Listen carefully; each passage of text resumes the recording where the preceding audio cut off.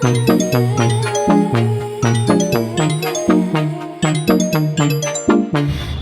your baby girl. I'm gonna run my own world. Tell me what to do. She's earn respect just like you should. I do it on my own. So welcome back everyone to the channel. I hope आप सब लोग बहुत ही बढ़िया होंगे, खुश होंगे और safe होंगे। तो भाई आज हमारे पास दो बीस्ट होने वाली है, दोनों 300 सीसी की बाइक होने वाली है। आप लोग टाइटल थंबनेल देख के समझ गए होंगे, ठीक है। तो आज हमारे पास निंजा और RR 310 होने वाली है। मैं आपको दिखा देता हूँ। आज इस वीडियो में ना हम उनको कंपेयर करेंगे, pickup, performance, value for money, ठीक है। कौन सी आपके लिए बेस्ट है, कौन सी आपके लिए नहीं है, ठीक है। कौन किस पे आपको जाना चाहिए, कौन सी मेरी रिकमेंडेशन है, क्या मेरी प्रायोरिटीज़ होती है, क्या मेरी प्रेफरेंसेस होती है बाइक लेते टाइम, वो सब आज डिस्कस करेंगे। ऑन एंड ऑल मैं बोलूँ तो भाई एकदम प्रैक्टिकल अप्रोच रखूँगा मैं, ना कि थ्योरेटिकल कि भाई नंबर्स पे जाएंगे। नंबर्स पे बिल्कुल नहीं जाएंगे। आज अगर आपको बाइक लेनी है ना, कोई भी 300 सीसी की, अगर आप स्टार्ट भी कर रहे हो तो भाई पीछे का ना बैकग्राउंड माइंड मत करना। तो अगर आप स्टार्ट भी कर रहे हो तो भी भाई कौन सी बाइक आपके लिए सही रहेगी, जिससे कि आपका जो पैसा है ना उसका आपको निचोड़ मिल जाए, ठीक है। या फिर आपकी प्रेफरेंसेस से आपको किस बाइक पे जाना चाहिए, so that you will not regret your decision. तो without any further delay let's get started with the video. तो आज हम करने वाले कंपेयर हमारी RR 310 को और हमारी निंजा 300। तो किसी काम से RR 310 भाई ले जा रहे हैं, क्योंकि अर्जेंटली ना घर पे कुछ सामान देना है। एज यू नो कि मैंने बताया था आपको, थोड़ा सा काम चल रहा है हमारे घर पे, फैमिली में शादी वगैरह का। तो अभी हम डिस्कस करेंगे। तो RR चले गई है, अभी हमारे पास निंजा है, ठीक है। तो RR हमारे भाई ले गए हैं। अब हम बात कर लेते हैं निंजा की। तो भाई ये रही हमारे पास निंजा, ठीक है। अब मैं बताता हूँ, और मैंने आपको प्राइस तो बता ही दिया कि ये आती थी, हमने जो ली थी 365 की ली थी। एंड हमने RR की मैंने आपको बात कर ही लिया। एंड अगर मैं RR 310 के ऑन रोड की मैं बात कर लूँ ना, तो वही प्राइस आपको RR 310 की ऑन रोड पे पड़ती थी करीब 270-280 के करीब, ठीक है। 2.3 था, ठीक है। और 22-25 हज़ार इंश्योरेंस का, एंड आपका PDI के भी चार्जेस काटते हैं वो, ठीक है। इंश्योरेंस हो गया और उसका RTO हो गया 20 का। तो 20 40 भी लगा लो ना मोटा मोटा, क्योंकि अभी याद नहीं है मेरे को। 2019-2018 एंड का था, एकदम दिसंबर का। तो फिर आप समझ जाओ, तो उस हिसाब से वो 270-280 की पड़ती थी, ठीक है। 230 वो, और मोटा मोटी 50 लगा लो या फिर 45 भी लगा लो, तो 270 से 280 की वो पड़ जाती थी ऑन रोड। एंड वही बाइक आज अगर मैं ऑन रोड की बात कर लूँ तो वो 270 की एक्स शोरूम आ रही है, राइट। मतलब कि ये मान लो उस बाइक की जो प्राइस के अंदर हाइक हुई है ना, वो आप देख सकते हो कि भाई कितना हुई है। हालांकि उसके अंदर काफ़ी सारे चेंजेस किए गए हैं, ठीक है। बिल्ड टू ऑर्डर वाले भी उसके अंदर ऑप्शंस आते हैं, काफ़ी सारे ऑप्शन और वैरायटी आपको TVS दे रहा है। बट कावासाकी, भाई लिटरली कावासाकी ने भाई बस आपको एक चीज़ दे रखी है, कावासाकी की आप बस निंजा ले रहे हो। निंजा के साथ साथ आपको इसमें 2 सिलेंडर का एडवांटेज मिल जाता है। अब देखो दोनों बाइक 300 सीसी की है, बट मैं डिफरेंस बता दूं, इसके अंदर 2 सिलेंडर आते हैं, उसके अंदर एक आता है, ठीक है। ये बहुत लोगों को पता होगा, किसको नहीं पता तो उनके इन्फॉर्मेशन के लिए 2 सिलेंडर है और उसके अंदर एक है। तो फ़र्क आपको मैं बाद में बताऊँगा, ठीक है। प्राइस का आपने फ़र्क देख लिया। तो मोटा मोटी अगर मैं आज की बात कर लूँ तो ये वाली 370-380 की ऑन रोड पड़ेगी, ठीक है। एंड RR मैं बता दूँ तो 310 की ऑन रोड पड़ेगी। तो भाई 60-70 हज़ार का जो डिफरेंस है, तो क्या वो वर्थ है नहीं है, वो भी हम एक बार देख लेंगे। और किसको ये लेनी चाहिए, किसको RR लेनी चाहिए, वो भी मैं बात कर लेता हूँ। यार मैं प्राइस आपको मैंने बता दिया, बट स्टिल एक बार वेरी प्रिसाइजली बता देता हूँ। तो एज़ यू नो कि भाई ये हमने ब्रांड न्यू ली थी, एंड इसकी ये जो एक्स शोरूम प्राइस थी उस टाइम 315 थी। ऑन रोड ये हमको 365 की पड़ी थी। तो निंजा की प्राइसिंग यहाँ पे हो गई। अब मैं बात कर लेता हूँ अपने दूसरे बाइक की, जो कि RR 310 है। मैं RR 310 की प्राइसिंग की बात करूँ तो भाई RR 310 जब ब्रांड न्यू लॉन्च हुई थी ना 2018 में, तो उसकी प्राइसिंग थी 2.30 लाख, ठीक है। वो एक्स शोरूम है। इसके अंदर मैं एक चीज़ और ऐड करूँगा कि भाई ये वाली जो बाइक है 2021 का मॉडल है, और जो हमारी RR है वो 2019 का मॉडल है।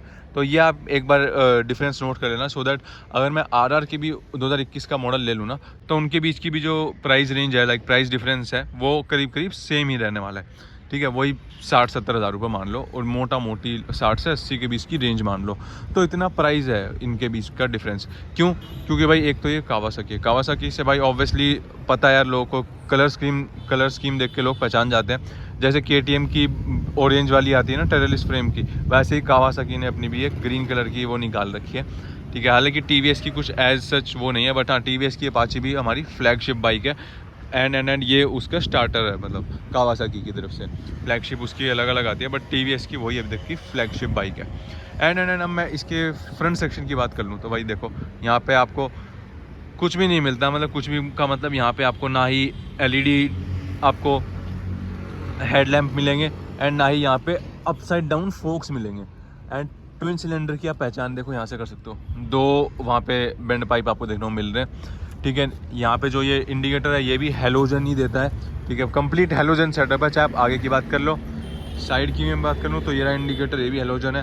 ठीक है, पीछे की मैं बात कर लूँ तो भाई पीछे भी देख लो, ये भी हेलोजन है सारी चीज़ें। दो यार हेलोजन से इशू क्या है ना कि ये बाइक की बैटरी थोड़ी ज़्यादा जाती है एंड इसके साथ थोड़ा ये और इशू मुझे लगता है, क्योंकि यूजुअली हम इसको इतना निकालते नहीं, और जब निकालते भी हैं तो ये स्टार्ट होने में कभी कुछ हो रहा है कभी कुछ हो रहा है, क्योंकि बैटरी के अंदर ना इसका काफ़ी ज़्यादा वो रहता है। अगर मैं सेम चीज़ की बात करूँ मतलब सेटअप की, तो TVS के अंदर ना कंप्लीट LED सेटअप है, जो कि एक आपको बहुत बड़ा एडवांटेज मिलता है। क्योंकि यार अगर आप इसमें भी हेलोजन के अंदर आप LED सेटअप इसमें करवाओगे ना, तो कावासाकी की तरफ से एक बल्ब 5-5 हज़ार रुपये का हेलोजन लाइट एंड वो करके बहुत मोटा खर्चा है, जो कि TVS यहाँ पे आपको सेव करवा देता है। ठीक है, अगर हम इसके LED इंडिकेटर पीछे वाले की भी बात कर लेना, तो ये भी आपको ये मान लो 3,500-4,000 हज़ार रुपये का देखने को मिलते हैं। ठीक है, तो ये आपका एक सेविंग हो गया वहाँ पे। ठीक है, अब दूसरी मैंने बात कर ली, इसकी जो फेयरिंग है ना थोड़ी सी लो रहती है। एंड अगर मैं एक्सटीरियर पे पहले फोकस रखता हूँ तो फेयरिंग वेयरिंग और जो ग्राउंड क्लियरेंस है ना वो इसका थोड़ा ज़्यादा कम है रैदर देन हमारी आर का इससे थोड़ा सा ऊपर है, ये थोड़ा ज़्यादा लगती है, वो इतना ज़्यादा नहीं लगती। हालांकि दोनों यार फेयरिंग वाली बाइक है तो ऑब्वियसली वो तो इशू रहेगा ही रहेगा, बट स्टिल फेयरिंग की मैंने बात कर ली। एंड इसकी फेयरिंग की मैं बात करूँ ना तो ये इतनी ऊपर नहीं है जितनी आर है। तो इसके अंदर ना मैं कहूँगा कि आप ये देखो, हैंडल बार यहीं है एंड फेयरिंग भी यहीं तक है, तो इसकी फेयरिंग काफ़ी नीचे है, जिससे कि मतलब विंड ब्लास्ट के अंदर आपको फ़र्क पड़ेगा, बट इतना नहीं पड़ेगा जितना आर में पड़ता है। आर के अंदर अगर आप 150 पे भी क्रूज़ कर रहे हो या 150 पे भी आप क्रूज़ तो क्या ही करोगे, क्रूजिंग स्पीड उसकी 120-130 है। ठीक है, तो वो 150 पे अगर आप उसको चला रहे हो तो उसमें इतना विंड ब्लास्ट नहीं लगता, आप कहोगे कि हाँ यार कोई दिक्कत नहीं आ रही है, जबकि वही चीज़ ना इसके अंदर थोड़ी सी महसूस होती है। एंड सेकंड पॉइंट, ठीक है, उसकी क्रूजिंग स्पीड मैंने आपको बता दी है, मैं इसकी भी क्रूजिंग स्पीड आपको बता दूँ तो इसकी क्रूजिंग स्पीड उससे थोड़ी ऊपर है, but due to the wind blast. ठीक है, ये क्रूजिंग स्पीड अगर मैं इंजन के हिसाब से बताऊँ तो ये आराम से 140 आराम से मक्खन निकाल देती है, बट विंड ब्लास्ट की वजह से आपको थोड़ा सा लगेगा कि हाँ यार थोड़ी सी स्लो कर लो सो दैट आराम से निकलता रहे। तो उसी की वजह से ना दोनों की क्रूजिंग स्पीड आइडियल हो जाती है, मतलब एकदम सेम हो जाती है, ये इशू है।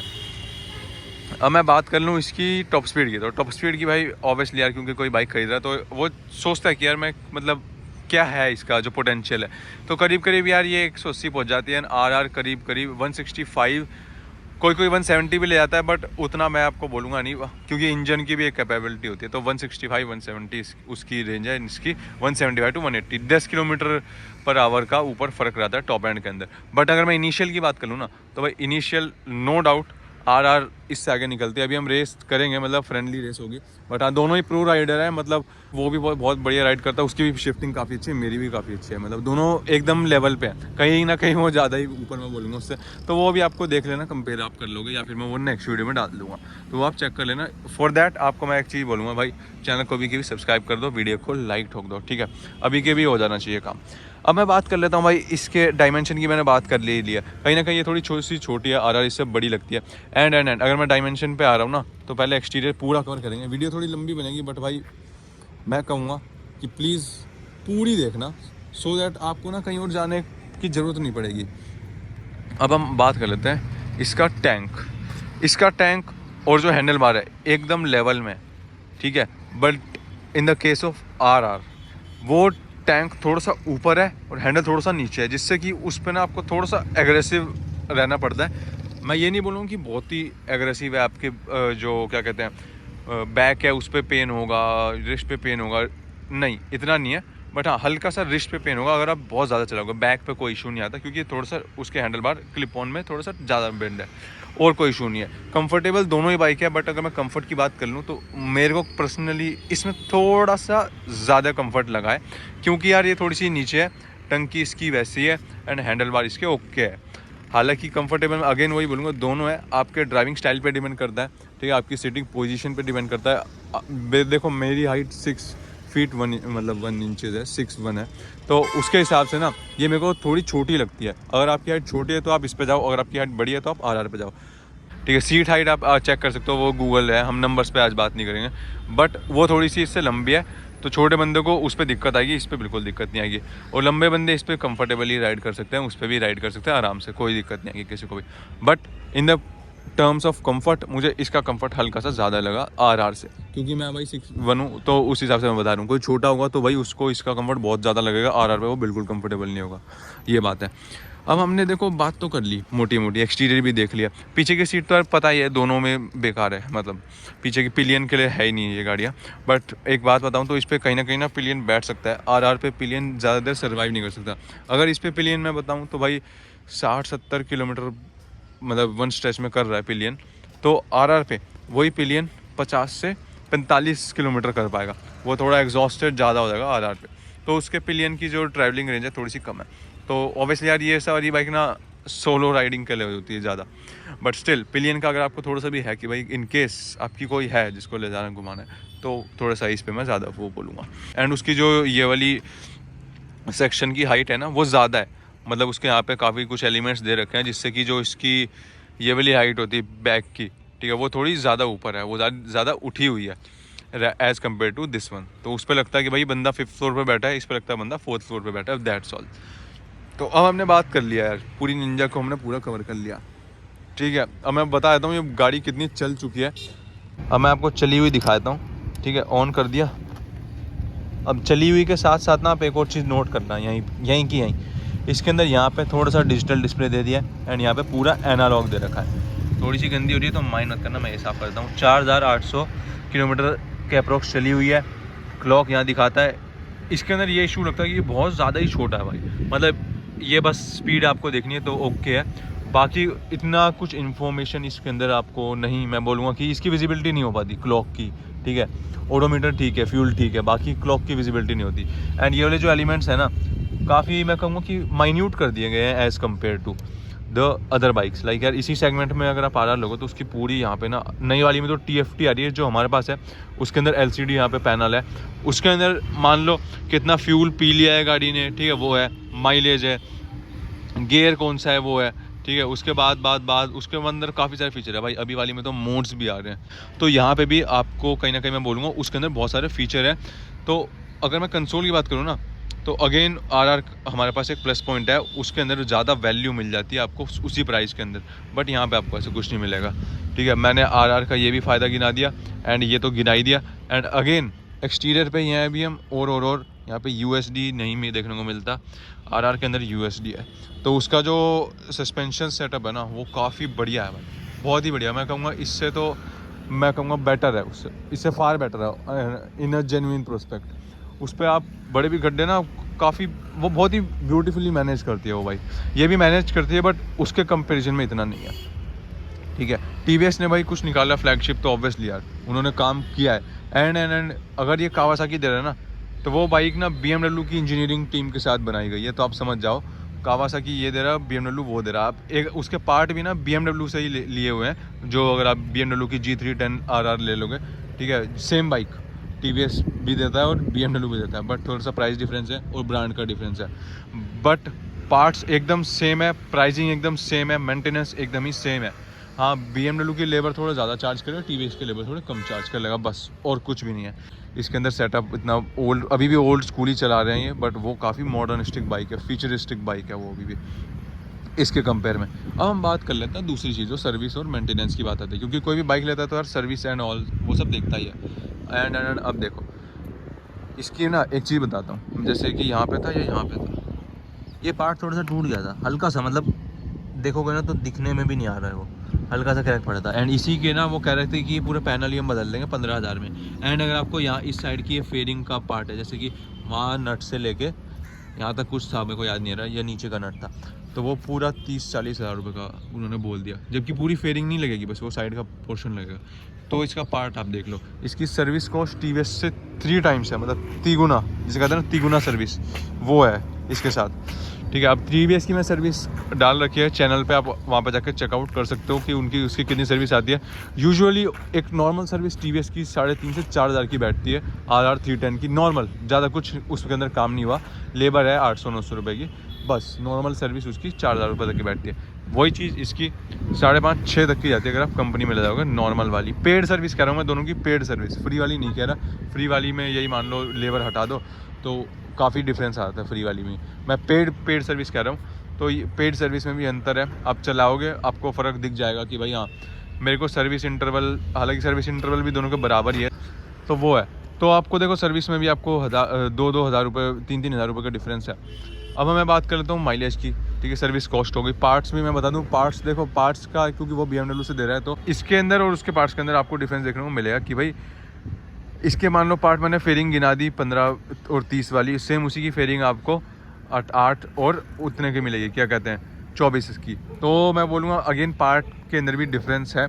ये कहीं ना कहीं उससे अगर मैं ओवरऑल बताऊँ तो ज़्यादा एक्सपेंसिव पड़ती है in terms of maintenance, in terms of service as well. And अब मैं बात करता हूँ माइलेज। तो आपकी रनिंग कॉस्ट कितनी आएगी? जैसे ये वाली बाइक अभी माइलेज हमको ये मान लो, अभी तो मैं कैसे ही बताऊँ, अभी हमने डलवाया था रिसेंटली और इसका करीब करीब हमको 22-23 एवरेज ये दे रही है। And same goes with our R थोड़ी ज़्यादा निकाल देती है अगर आप उसको ढंग से चलाओगे। अभी हमारे आर में थोड़ा क्लच का इशू है इसलिए 24-25 दे रही है, नहीं तो हमारी आर भी 27-28 दे देती थी आराम से, मतलब हाईवे पे। सिटी में तो यार ऑब्वियसली ये बाइक इतनी नहीं देती, सिटी में ये भी बाइक कम दे देती है अगर आप खींचते रहोगे तो माइलेज के अंदर भी मैं कहूँगा 3-4 पॉइंट्स लाइक 3-4 किलोमीटर पर लीटर का आपको इफेक्ट देखने को मिल जाएगा दोनों बाइक्स में। तो आप समझ जाओ आपकी रनिंग कॉस्ट ना इसके ऊपर ज़्यादा आएगी, ठीक है। आप मान लो आप अपना पैसा डाल रहे हो, मेंटेनेंस करा रहे हो, बाइक में फ्यूल अप करा रहे हो, ठीक है। उसकी कॉस्ट अगर हम सम कर लें एंड वही सेम चीज़ कॉस्ट हम आर के लिए करें तो इसकी कॉस्ट ज़्यादा पड़ेगी आपको। अगर आप ये 1 किलोमीटर चला रहे हो तो ये ज़्यादा पैसे मांगेगी as compare to R and ये ऑब्वियसली एक्सपेंसिव भी है। तो अब इसकी मैंने देखो मानता हूँ बहुत बुराई कर दी, बट इसकी जो खासियत है ना वो है यहीं पे रेसिंग टीम कावासाकी। इसका जो इंजन है ना इतना रिफाइंड इंजन है, ये मान लो 300 सीसी की R3 को छोड़ के और कोई नहीं दे सकता। ड्यूक ले लो, ड्यूक तो देखो 1 सिलेंडर है एंड आर भी 1 सिलेंडर है। आर के अंदर बहुत वाइब्रेशन आती है। इसकी जो टंकी है कहीं वाइब्रेशन नहीं है। टंकी ले लो, फुट पैक्स ले लो, ठीक है, बैक फुट पैक्स ले लो, कहीं भी ले लो, हैंडल बार्स ले लो, ना बराबर वाइब्रेशन भाई, ना बराबर। ये गाड़ी स्टार्ट भी होती है ना पता नहीं चलता स्टार्ट हुई है। ये देखना अभी ऑन हुई,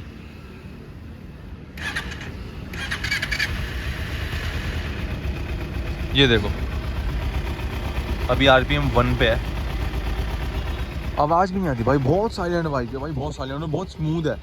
एंड इसकी ये खासियत किसी के लिए हो सकती है, किसी के लिए बेकार हो सकता है।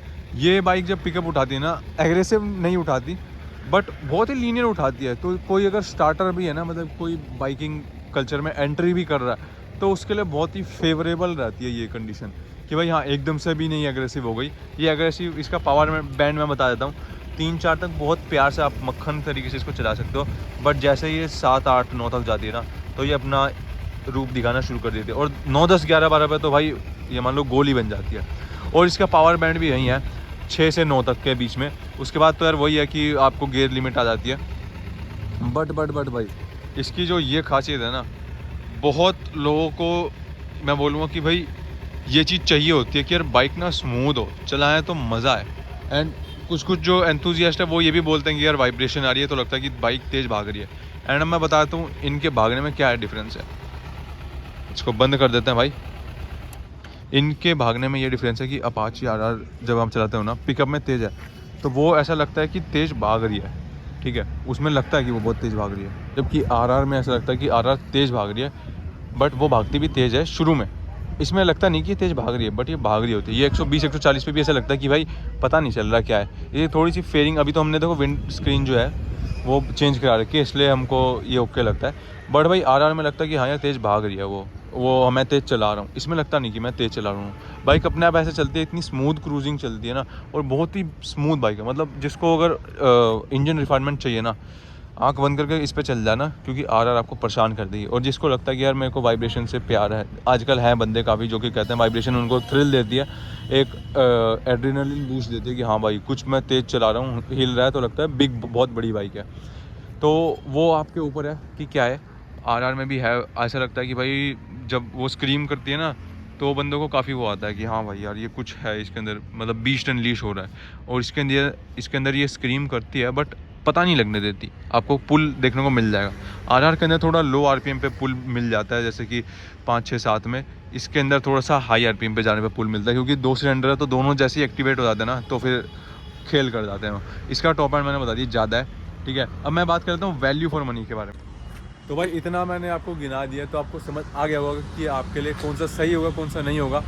अब देखो ये बहुत बड़ा डिफरेंस है कि इस वाली बाइक के अंदर ना यार, अगर आपको स्मूथनेस चाहिए भाई, क्योंकि बहुत सारे लोग होते हैं कि भाई लीनियर पावर डिलीवरी, स्मूथनेस, और उनको एक अच्छा ब्रांड वैल्यू बेसिकली क्या होता है ना, क्योंकि इसकी रीसेल वैल्यू बहुत ज़्यादा आती है, मतलब बहुत ज़्यादा, मतलब इसके प्राइस टूटते हैं बट एक ही बार टूटते हैं शोरूम से निकालने के बाद, उसके बाद ज़्यादा प्राइस नहीं टूटते, वो ईयर बाय ईयर डिप्रिशिएट होते रहते हैं। बट हाँ ये है कि इसकी ब्रांड वैल्यू है एक, लिटरली मैं बता रहा हूँ। और ये जो पावर डिलीवरी देती है ना, काफ़ी बढ़िया है, आपको मज़ा आएगा इसको चलाने में, क्रूजिंग में मज़ा आएगा, इसको आप कहीं भी ले जाओ थोड़ा सा इसमें ज़्यादा मज़ा आएगा। RR में गियर थोड़े टाइट डलते हैं, इसके अंदर गियर एकदम स्मूथ है, आप डालोगे पता नहीं चलेगा। RR कभी कभार न्यूट्रल पर अटक जाती है, हालांकि डिपेंड करता है कि आपकी बाइक कैसी कंडीशन में। बट हाँ अगर वो सर्विस का इंटरवल के बीच में है कि भाई हाँ अब आपकी गाड़ी 3,000 चल गई है, 2,500-3,000 चल गई है, तो वो बोल देती है कि भाई करवा लो अब स्टार्ट होने वाला है बस। बट इसमें ऐसा कुछ नहीं है भाई, इसके अंदर मतलब क्या ही मैं बताऊँ, लिटरली आप डिफरेंस फील करोगे कि भाई निंजा है थोड़ा पैसे ले रहा है बट जो चीज़ देता है ना वो तो है। आपको फीचर कुछ नहीं देगा, कुछ भी नहीं देगा। मैं कहूँगा एक और चीज़ मेरे को ध्यान आया, इसके अंदर जो टायर है ना वो कोई भी लोकल, मतलब मैं बोलूँगा MRF, यार MRF दे रहा है भाई यार, कावासाकी क्या बात कर रहे हो भाई तुम। जबकि TVS, मिचलिन, उसके टायर और जो उसकी ग्रिपिंग है कोई तोड़ नहीं है भाई उसका। मिशलिन यार आपको पता है लेवल, एक टॉप नॉच लेवल सेट कर रखा है मिशलिन का, सबसे बेस्ट टायर आता है। इसका टायर मिशलिन का टायर कंपेयर कर लूँगा तो मिशलिन का टायर ज़्यादा महंगा आता है इससे, तो वो बात आ जाती है। तो भाई जिससे कि ना मैं कहूँगा अगर आपको एक वैल्यू फॉर मनी बाइक चाहिए ना भाई, आप चाहते हो कि मेरे जितने पैसे दे रहा हूँ निचोड़ मिल जाए, आँख बंद करके RR पे चल जाओ, ठीक है। अगर आपकी प्रायोरिटी में ये है कि मेरे को स्मूथ बाइक चाहिए, आराम से लीन, थोड़ी सी कंफर्ट, क्रूज़ करने वाली बाइक चाहिए, ज़्यादा हवाबाजी वाली बाइक नहीं चाहिए। हवाबाजी भी कर सकते हो, ऐसी बात नहीं है। निंजा पे निंजा भी अट्रैक्शन ग्रैब करती है, RR भी अट्रैक्शन ग्रैब करती है। RR में क्या है कि ना कि भाई वो थोड़ी सी लगता नहीं है कि कौन सी बाइक है, तो थोड़ी ज़्यादा ग्रैब करती है, क्योंकि वो थोड़ी सी बड़ी फील देती है, क्योंकि भाई उसका पीछे का जो काउल है वो बड़ा है, ठीक है, आगे से फेयरिंग बड़ी है, टंकी बड़ी है, तो वो थोड़ी इसके सामने बड़ी लगती है, बस वो एक प्लस पॉइंट है। तो बिग बाइक वाली फील चाहिए कि भाई तो आप RR पे जा सकते हो। बट अगर आपको स्मूथनेस चाहिए ना, आपको गाड़ी से मक्खन का क्या कहते हैं उसको, कि भाई मस्त मज़ा आ रहा है, वो वाला चाहिए तो भाई ये ले सकते हो, आँख बंद करके ले सकते हो, इसमें कोई दिक्कत नहीं है। बाकी आपको मैंने कंपेयर कर दिया है, बट स्टिल कोई डाउट हो तो आप डाल सकते हो कमेंट में। बट ऑन एंड ऑल मैं बोलूँगा यार, अगर आप वैल्यू फॉर मनी प्रोडक्ट देख रहे हो ना तो RR के साथ जाओ। बट अगर आपको एक ब्रांड वैल्यू चाहिए, आपको कावासाकी की बाइक चाहिए ना, स्टार्ट कर रहे हो, ठीक है। बिकॉज यार बहुत सारे लोग होते हैं कहते हैं भाई यार ड्यूक व्यूक तो मुझे पसंद नहीं है 300 cc में, ठीक है, RR का मेरे को रिफाइनमेंट पसंद नहीं आया, तो अब उनके पास एक ही ऑप्शन बचता है R3 या निंजा। तो उस केस के अंदर ना निंजा ही मैं रिकमेंड करूँगा। R3 तो नई वाली बहुत महंगी आ रही है, ठीक है, इससे काफ़ी हाइक है उसका प्राइस। तो मैं तो यार यही रिकमेंड करूँगा कि अगर आपको ये इस कंडीशन के अंदर आप फॉल आउट कर रहे हो तो Ninja is for you. Otherwise RR बहुत बढ़िया है, आप आँख बंद करके जा सकते हो। एग्रेसिव सब आप कुछ आपको देखना मिल जाएगा। स्टार्टर के लिए दोनों बाइक बहुत बढ़िया है, बाकी आपके ऊपर है आपको कौन सी बाइक बढ़िया लगती है, मुझे कमेंट करना। आज के लिए इतना ही रखते हैं, काफ़ी लंबी हो गई वीडियो ऑलरेडी, तो मिलेंगे अगली वीडियो के अंदर, तब तक के लिए सी बाय बाय और टेक केयर।